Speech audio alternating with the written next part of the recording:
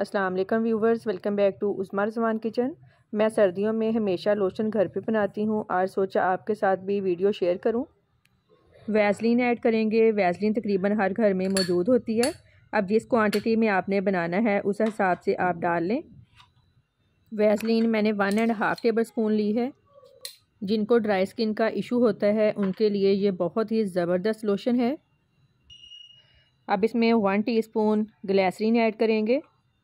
Glycerine का भी आप सबको पता है ये ड्राई स्किन के लिए कितनी यूज़फुल है। 1 टीस्पून बादाम का ऑयल ऐड करेंगे। बादाम का ऑयल भी ड्राई स्किन के लिए बहुत मुफीद है। 1 टेबलस्पून एलोवेरा जेल ऐड करेंगे। आप सबको भी पता है इसके कितने फ़ायदे हैं।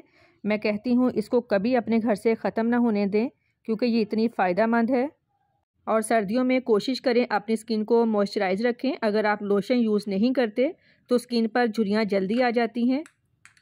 अब इसको अच्छी तरह से मिक्स कर लेंगे ताकि क्रीमी फॉर्म में आ जाए।